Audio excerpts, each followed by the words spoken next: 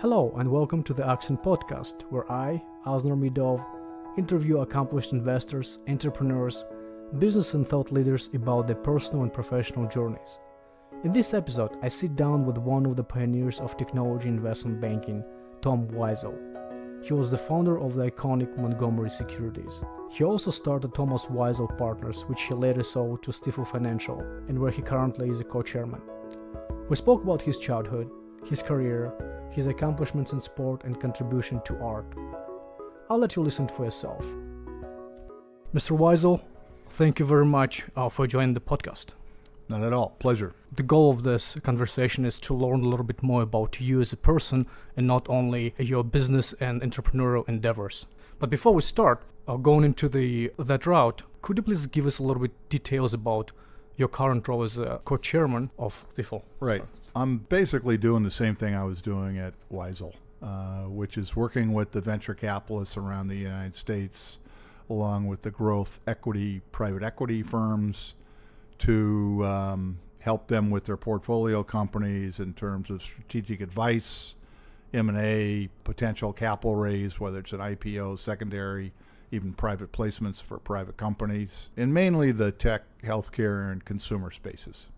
What was the path for you to current role? Well, when we merged Weisel with Stifel, I sat down with Ron Kraszewski, the CEO, and this is something that I enjoy doing, something that I've done for the last 40 years. So it was natural for me to continue along those ways. Got it. So we're going to be speaking about Weisel Partners a little later. So before we go there, let's go back to your childhood and learn a little bit about you. So where were you born and where did you grow up? Well, I was born in the Mayo Clinic in Rochester, Minnesota. My dad was serving his residency up there. He was a thoracic and cardiovascular surgeon and actually worked on the original team of surgeons who developed extracorporeal circulation outside the body during an open heart surgery. So he moved after that residency down in Milwaukee and eventually became chief of surgery of 5 of the major hospitals in Milwaukee. So that's where I grew up. What did your mother do? My mother was attendant to the house. She met my father when he was going to Harvard Medical School in Boston. She's from a small town in Indiana, Edinburgh, Indiana, and she just helped support and raise the family. So your parents gave you this unconditional love, and you had your father as an example, I guess, of... Well, I don't know about unconditional love. I think back in those days, parenting was a lot different than it is today. But anyway, it was what it was, and I pursued academics with vigor, but really enjoyed sports as I was growing up. Were you the only child in your family? No, I've got a brother that's 2.5 years younger and a sister that's 7 years younger. My brother inherited all the brains in the family, and so he followed my father in thoracic and cardiovascular surgery, and my sister has 2 kids and still lives in Milwaukee. And describe yourself as a child. What was your personality like? You said you enjoyed the sports, but anything else worried you? Well, I'd say that I was somewhat of a rebel, a nonconformist, always itching to do something different, try to learn, new things. Kind of an exploring, inquisitive personality in mind, if I had to summarize it. Do you have any favorite childhood memory? I've got a lot of memories. I'm not sure a lot of them are favorite. I think the things that I enjoyed the most were trying to do well in sport. That's kind of my whole childhood as I recall. How good you were as a student? Pretty good. I mean, I was a straight A student in high school. I'd say that I had to work at it. I don't think I was just, naturally good like a lot of other students, but put my head down and got everything accomplished, got myself into a decent school, did okay but not great on standardized tests. I learn the lessons of hard work and 3 yards in a cloud of dust is, goes a long way. And then you decided to pursue economics degree in Stanford? Right. Went to Stanford. My dad said in order to get ahead in life, in business, I had to be an engineer. And so I enrolled in engineering. Hated it. Didn't like physics. I was very good at math. Took all the calculus a physics major had, but other than that, the first couple engineering classes, I hated it. So, I called them up and said, I know you're paying for my education, but I'm going to leave the scene here. And, at the time, I was very intrigued with the economy and the stock market and all that sort of thing. So that's why I pursued both economics and political science. And you have a MBA from Harvard, right? Got an MBA. I graduated with honors and distinction at Stanford in economics, and took a year off. Worked for half a year for the Fireman's Fund insurance company in the investment department, and then went on to business school. And what was your first job after MBA? I wanted to get back to the West Coast, and I wanted to pursue something in the investment area, but I couldn't find a job. So I eventually took a job at Food Machinery and Chemical Company down in San Jose in their machinery planning division, where they were doing a lot of acquisitions. And so just analyzed companies that they were thinking about or were about to acquire, while I continued to look for a job.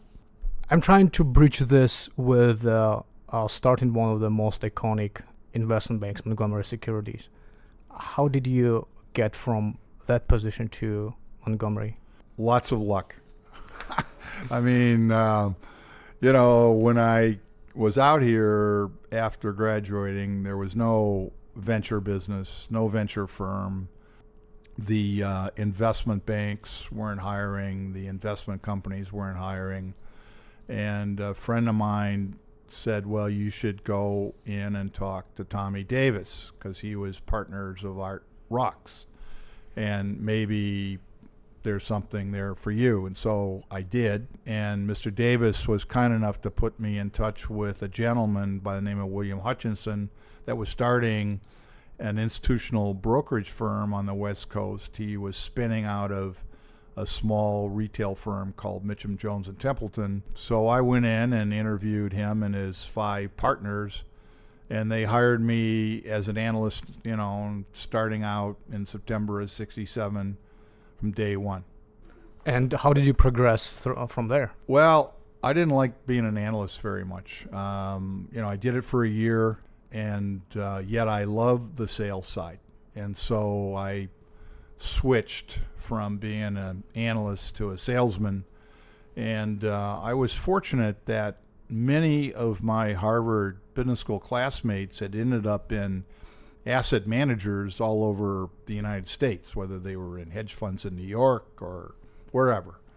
And in order to get into a lot of these institutions that I would like to sell ideas to, I relied pretty heavily on this group of people that would at least introduce me to portfolio managers in those various institutions. So that's really how and why I became pretty successful in a very short period of time. Within 4 years, I became the second largest shareholder in William Hutchinson, and liked the people there very much. But William Hutchinson, I didn't feel knew how to run a company, so I went to him and said, look, I think I'm more qualified than you to run this company. That's ballsy. And I'm the second largest shareholder, and I think the rest of the shareholders would support this. And so, but you can keep what you're doing and keep your equity position, but I think I should take over because we were losing money. He came back to me in a couple of days and said, that's not going to fly. Didn't want to change his role. And I said, well, if that's the case, then I quit. So I did the next day. And I was fortunate that I went down and to some birthday party in Southern California and ran into both Sandy Robertson and Bob Coleman. Bob Coleman and I were both from Milwaukee, Wisconsin.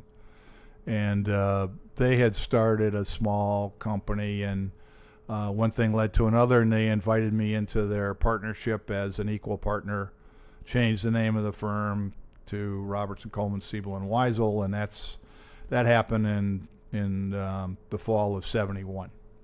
Got it. And this is the firm that later became a Montgomery Securities, is correct? Correct, yeah. So '70s were not real kind to the investment banking world. So eventually in the mid-'70s, Ken Siebel left to start an asset management company, and eventually Robertson left. And when that happened, I changed the name to Montgomery Securities. That was in '78, and just kept on going. So back then, I believe Montgomery Securities was one of the first technology-oriented investment bank. Was it the case? Yeah, I think, Hamburg and Quist was here, and then Robertson went out and started Robertson Stevens. And then you had Alex Brown in Baltimore. So the four of us were competing almost on a daily basis for mainly technology, but also healthcare and consumer growth companies. It's interesting when I think of technology. I have the idea that the boom was somewhere in early '90s. What kind of companies did you guys work with back in the Well, 70s? in the '70s, we took, Applied Materials and a company called Rome and Tandem Public, along with other companies. And then in the early '80s, took, Micron, Amgen, number of those companies public. And then, as we gained steam, in the '90s, Montgomery took roughly 100 companies public a year. And it was across a pretty broad swath of industries, all relating to growth. You mentioned your competitors, Alex Brown, H&Q, and Robertson Stevens. How did you guys compete with each other, and how did Montgomery Securities position itself? Well, we were a much better firm, of course. And, we had more complete capability. No, I think we were all pretty similar. At Montgomery, we tried to be thought leaders, write a lot of white papers, have leading edge analysts in the respective areas, and try to identify early trends. But I think these other firms did the same. I think the differentiating factor, I think we were better at selling securities, and we were much better at trading. I was fortunate enough to hire a fellow by the name of Bob Kahn in the early '80s, '82, and Bobby was running the sales trading effort for Goldman. He brought a number of his trading partners from Goldman, and we actually became, in the '80s and '90s, one of the top 5 traders for many of the larger institutions like Fidelity or Capital Research or et cetera. So we not only could bring companies public and research them, but we were the top trader and controlled, the flow in trading of the companies we took public. And a lot of these companies became very substantial companies, and we held on to them as clients and eventually did secondaries and or sold those companies to even larger companies. I'm assuming that back then you were such a hot company that other banks start pursuing acquisition, right? I don't know. I think it was only until the larger banks were able to break down Glass-Steagall and get back into the brokerage business that there was somewhat of a feeding frenzy in the later part of the '90s. I think the first acquisition was Bankers Trust buying Alex Brown, and that was a shot over the bow, and you could see that the other banks, we had, besides Nation Bank, we had 3 other bidders for Montgomery at the time, and sold at a very hefty price at 13 times book, which at the time, was a ridiculously high price on either multiple or book value. So we were fortunate that the timing just happened to work out that way. But I'm assuming the value that you were proposing to to Nations Bank is they can't really build it from the scratch, right? You have so much experience in the field already. You have all the connections.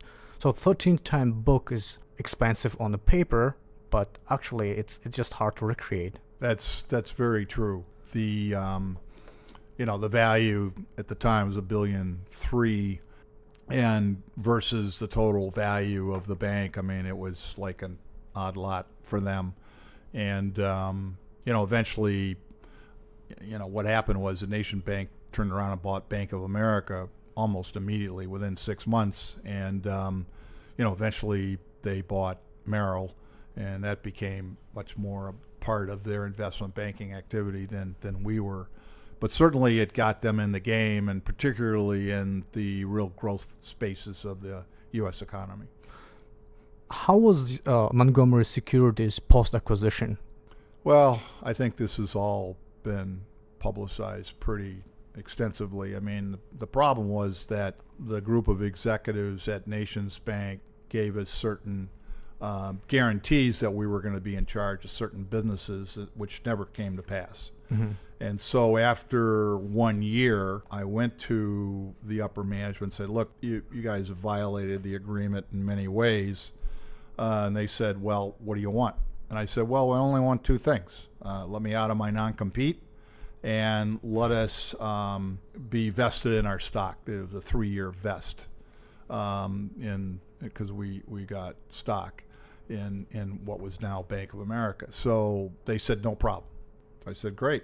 Left, and within a couple of months was planning on building another company, Weisel, and we started out with roughly 250, 300 people on day one, and about half of them were people that I hadn't recruited but that had come to me and wanted to be a part of this.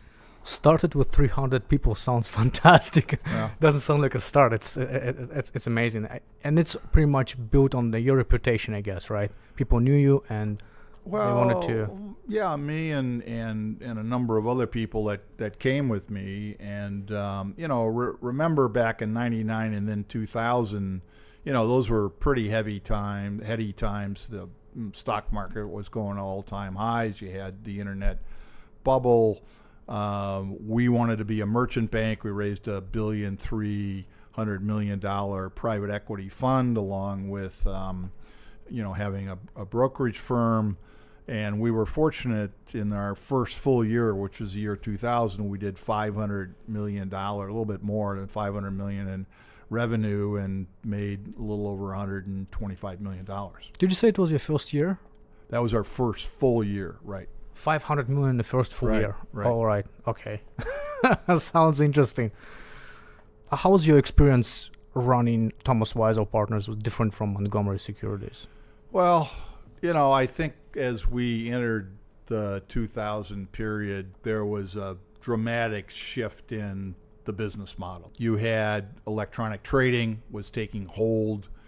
Commissions were going down on the average trade, and so normally you would try to pay for your entire overhead through the revenue and profitability of the cash equities business, and then if you did banking, that would be your profitability on top of that. So given the fact that you were having declining commissions and margins were getting squeezed, you had to make money on a very cyclical earnings stream, which is investment banking. That was problematic, and particularly since, we had this big drawdown after the 2000 boom, and then of course 08 you had very similar thing, a 50% decline. So managing through two major downdrafts in the stock market, which precipitated your revenue and investment banking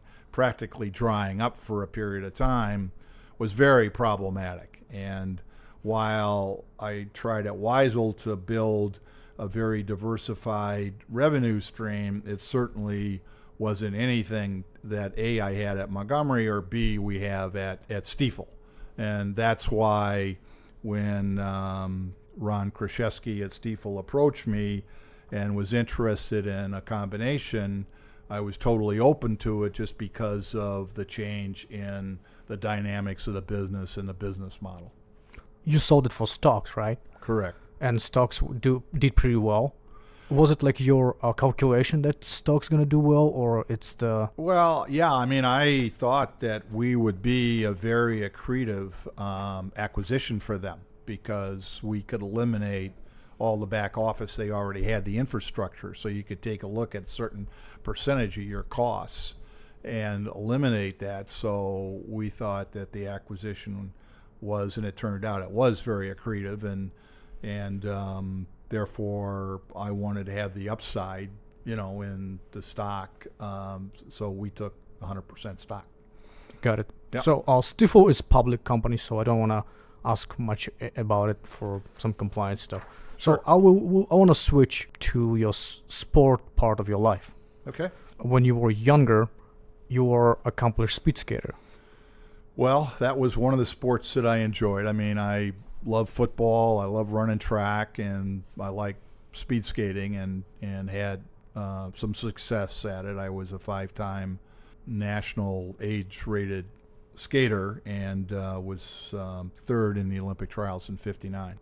Did you decide not to pursue the career as a professional? No, athlete? I thought I'd made the Olympic team, and the problem is I went to Stanford the next year, and the ice machine up in Squaw Valley broke, and so I couldn't train. And then they had more trials, which I didn't even know about. I probably should have protested that, but I was third in the Olympic trials, but I didn't even make the alternative because I hadn't been on ice. So I didn't make the Olympics. So I went to Alta, Utah, since I'd already taken a quarter off at Stanford, and did some great powder skiing for 3 months. And how about ski racing? I think this is something that you're also interested in. Well, I enjoyed pleasure skiing, and particularly powder skiing, and for some reason I thought I was a good skier until I got into some pro-ams and learned that I didn't know how to carve a turn and really know how to ski race at all. So, I had to learn that aspect of the sport. So, hired a couple of coaches and taught myself how to ski race, and I had some modest success. I was third in the Masters U.S. National Championship one year in both the slalom and the GS, but I wouldn't say that I was a particularly good ski racer. Oh, good enough so they invited you to be on the U.S. ski and snowboard board. Well, that's something different, yeah. So in 1977, Warren Hellman was president of Lehman Brothers, but he was also president of the U.S. ski team. So he invited me to be on the board, which I thought was going to be interesting. I didn't really, frankly, know much about the organization and or ski racing, but it gave me some great insight into it. And then in '83, there was a very influential board member by the name of John McMillan who ran a company called Northwest Energy, and he located in Salt Lake. And he called me to his office and said, "Weisel, we want you to take over as president." I said, "You got to be kidding. I mean, I'm trying to grow the firm. I got work ahead of me here." Any rate, after 6-hour session, he convinced me that I should take this, and I got really lucky because a friend of mine from Sun Valley, Chuck Ferries, had just bought Scott USA, and he had to go down to Park City. He had to go to Salt Lake every week, and he was willing to partner with me and go in and basically get involved with the operations, which at the time I didn't realize were in pretty much disarray. And so he would go in twice a week and do the operational things while I spent a lot of time on governance and on fundraising and basically really enhancing the board. So together we were a great team. We had 84 Olympics. We did extremely well, won 3 golds and a number of silvers, and I was really excited about working with Bill Marold at the time, who was the head of alpine skiing. So I sat down with him right after the Olympics to outline the next 4 years, and he informed me that he was going to work as the athletic director for the University of Colorado. So that was not a great start to my presidency.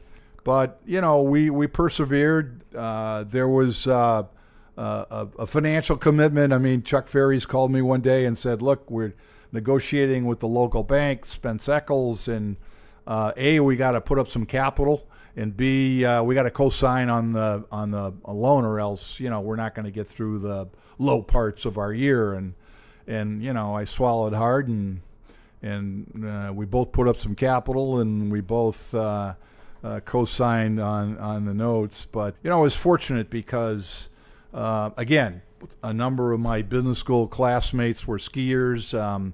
Both Mike Bloomberg and Eric Borgen and I bought a condominium at Snowbird together back in '74. I invited both of them on the board, along with a number of other people throughout the United States, to enhance our fundraising activities. So, New York, Boston, number of people in Chicago, Denver, and San Francisco. And so over time, this group has been enormously helpful in terms of, yearly fundraising. So anyway, that's I was president for 11 years through the '94 Olympics. I'd say the one thing that struck me right away was that the sport was divided into two. The U.S. ski team did all the international competition, but the domestic programs and all the development was inside a different organization called the USSA. In addition, the national governing body position was inside the USSA, which gave you a voice in the International Skiing Federation called the FIS, Federation of International Skiing. So we had no voice about how the sport was run internationally either. So that didn't make a lot of sense to me. So I hired a fellow by the name of Bob Waterman at McKinsey, who had written a number of books, one of which was The Search of Excellence. Bob did a big study, came back, and recommended that we merge the two units. Of course, the board of the USSA didn't want to have anything to do with it, and fought it tooth and nail. We got fortunate, though, in about 1994, the USOC came to the USSA and said, you're in non-compliant of the NGB rules. You're going to have to reorganize. And so that precipitated the merger with the U.S. ski team. And so that happened in '96. And so, ever since then, the two organizations have been one. And I'm assuming that your organization took control, right? Well, it was a merger of equals, really. Okay. And so a number of the people of the USSA both went on the board and took key, management positions. And that's when I retired. I wanted to facilitate this merger. I thought it was really important. But eventually, a number of the key board members of the U.S. ski team, namely Dexter Payne, took over as chairman of the organizations. He's been in that position for roughly 15 years now, and he's done a fantastic job. I've read somewhere that your efforts in U.S. ski and snowboard wasn't unnoticed, and you are scheduled to be abducted in a Hall of Fame. That's true. Inducted, I mean. Yeah, that happened last weekend up in Squaw Valley. Congratulations. Where I was inducted in the U.S. Ski Team Hall of Fame, which was a great honor. Thank you. Congrats. And then how did you discover the cycling? Well, that's another story. So, I love to run, love to ski race, but my knees were starting to give out. And so I didn't really have any alternative but to pick up cycling. And when I did, I wanted to compete. So I went to a fellow by the name of Eddie Borasevich, who was the cycling coach for the '84 Olympics. And I said, look, Eddie, I don't really know how to train. I mean, I know how to train for running, but I really don't know how to train for cycling. And, intervals and how much and what kind of intensity, et cetera, et cetera. So he and a fellow by the name of Ed Burke, who was one of the more famous physiologists that was in cycling, helped me a lot to start to understand, how to train and what to do. I was particularly good at the shorter distances, the sprints, the kilos, that sort of thing, criteriums on the road, and then, eventually won 3 world and 5 national championships in the Masters division. So there is kind of trend when you start something and you see that you're not as good as you want to be, then you hire people and they make you what you want to be. Well, I think, it was the athlete in me that never made the Olympics, and I wanted to treat myself as if I was, an Olympic athlete at an older age, just to see where I could take it, and enjoyed doing that for 2, 3, 4 years. And then you were invited to the U.S. Cycling Foundation, right? Is it based on your experience with ski and snowboard, or? Yeah, I think that's right. I think that there were a number of people, but particularly Mike Plant, who was probably the most influential board member, who's on the board, I believe, still of the U.S. OC. And he had seen what I was able to accomplish with the U.S. ski team, and so, invited me in to help start a foundation like we had at the ski team, but also help reorganize the organization. So, literally within, what took me 10 years to do at the U.S. ski team literally took me less than 2 years at U.S. Cycling. They were very, very open to these changes in terms of governance, in terms of structure, bringing professional management in, et cetera, et cetera. And so we were able to build a small endowment as well as, very fine organization that we have today. Seems like there are quite a few business people who are interested to be part of it. Yeah, well, that's kind of I'd say the trend that I try to accomplish is just to find people that are passionate about a sport, whether skiing or cycling, or it can apply to almost any sport. It turns out that many of them, like to participate in the sport, and we go over to Europe every year and ride in the Alps and during the tour, but they enjoy getting to involved in the business side of the sport and the running of the sport. So in both skiing and cycling, I think the number of the business people that I brought on these boards and the foundation eventually go on the NGB board and help really run the sport itself. And I think it's been very fulfilling for them. So it seems like outside of sport, you also have another passion, which is art. How did you develop interest in that? It's just like another one of these lucky things. I had a couple of friends that were interested in art. We were all the same age.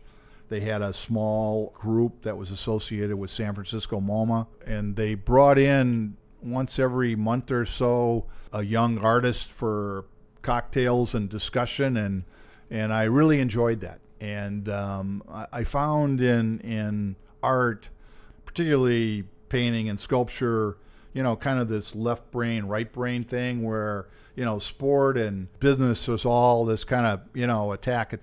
This is, the other side, and, requires an understanding and a sensitivity that, in terms of the artistic side, that it's just totally different. I never took any art history. I took one history of architecture course at Stanford, but I really had to learn a lot about the history of art, and spent a number of years with a lot of the better, higher quality dealers in New York to try to understand this world, and then eventually started, slowly buying. And, even in those days, a piece of art was worth as much as the equity in my home. So, you'd buy one piece of art every 2 or 3 years at the most, and slowly start to accumulate, some of the pieces that you really wanted to live with for the rest of your life. It's funny when you start talking about that, you didn't know the art very well. I was thinking to myself, if history is a guide, he probably surrounded himself with some people who knew stuff. So, well, that's a good way to go. When you don't know something, you got to go with the experts. But eventually, you're the filter. Particularly art. You can just learn so much from other people, but either you have it or don't have it in terms of, what you really respond to. talks to you, so to speak. And turns out I think I'm pretty adept at finding not just artists who have been around for a long time, but also younger artists that might or might not eventually become more recognized. What's your current involvement in art? Are you on the boards, or are you primarily just using for hobby? I was on the board at New York MoMA for over nice. 10 years. I've been on the board of San Francisco MoMA since the early 80s, and we've just gone through a period where we raised a little over $700 million and tripled the size of that museum. So that's been a lot of fun for me. I also built a pretty substantial collection of Native American material, and I gave all of those pieces away to the DeYoung, I think it was around 5 years ago. And my wife Janet's on the board of the DeYoung Museum, and so we've enjoyed that experience. Unfortunately, Max Holland, who has been the director of the DeYoung for the last 2 years, just announced a couple of days ago that he's going back to New York as a director of the Metropolitan Museum. So I'm extremely sad to see him leave the area, and gonna miss him. So over your life, you built companies, you succeeded in sport, you helped sport to prosper, you did art, and at the same time you have a big family and you're known as a family man. How do you combine all this? Well, it's called time management. But how do you manage time this way? I can't comprehend. Yeah. And I'm not trying even to compliment, I'm just curious how it's... Yeah, I don't know. I think I've fortunately, I've got seven kids. I had 3 older kids. Now I've got grandkids that are as old as my 2 middle kids. So they have kind of taken wing and, have their own independent lives. And so we see each other as much as we can. I'd say that vast majority of my time is spent with my 2 middle kids, because Olivia's 19, Kipling's 22. He's been on the U.S. ski team for the last 4 years, and he's also going to Dartmouth. So that's been a lot of fun for me to travel with him. And he did his first World Cup in the Lauberhorn over in Wengen this year, and that was pretty amazing. And Olivia is on her way to Middlebury. She took a year off, so she's been experiencing the world and been traveling in Nepal and Europe, and currently surfing and kiting in Maui on our way to the Motus before she goes back and plays soccer for Middlebury. So, and then Jen and I have 2 young boys, and they're 4 and 6, and just a lot of fun. That's fantastic. I have one little blitz for you. So what I'm going to do is I'm going to just ask you a quick question, and you just tell me the quick answer. Okay. Okay, what's your favorite movie? Rebel Without a Cause. I wonder why. Favorite movie star? Yeah, Jimmy Dean. What's your favorite song? Singer. I like U2. Oh, look at you. Yeah. Favorite song? I like Danger Zone. Kenny Loggins' Danger Zone. Would you sing it? No. I'm awful at singing. Awful. Okay, what's your favorite book? I've got a number of favorite books, but by far my most favorite that I've recently read is Red Notice. Red Notice, what is it about? It's about a young man whose grandfather was the head of the Communist Party in the United States that went to Russia and built a hedge fund called Hermitage. Oh, yes, I know that. And got kicked out of Russia. I know this story. Yeah, and I'll tell you, this is one of the most fascinating books I've ever read in my life. They ought to make a movie out of it. His lawyer, who unfortunately passed away, was actually from my hometown. Oh, really? Yeah, no, you're right. Yeah, no, they killed his lawyer when he was in jail. No, that's part of the story. Absolutely right. We were on such a positive note, and then I took it. Okay, let's continue. Right. So, what's your favorite sports to watch outside of the ones that you go involved in? There's no sport that I don't like to watch. Love basketball, love the Warriors, but love soccer, football, tennis. I mean, you name it. I just love sport. Period. When do you find time to watch sports? Maybe I infringe a little bit on the dinner hour, who knows. Sunday afternoon after cycling myself. Got it. What's your favorite place in the Bay Area? Mount Tam. Love to cycle on Montana, both road and mountain bike. And favorite country to visit? I like the Alps in France. It's... Wonder why. Yeah, I mean, great food, great cycling, the whole thing, right? Who's your favorite historical figure? Teddy Roosevelt. I just loved his quote and his attitude about the man in the arena and not being on the sidelines in the bleachers. And so his whole attitude about life is just something that I've both basically embodied. You almost answered my next question. I was wondering what's your favorite quote. Yeah, that's it. Yeah, right, exactly.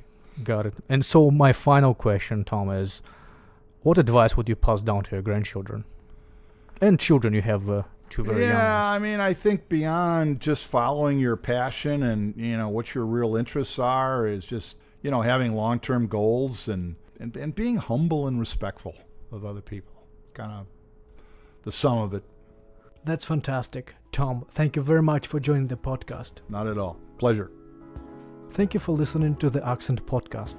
For more episodes, please visit theaccentpodcast.com. Until next time.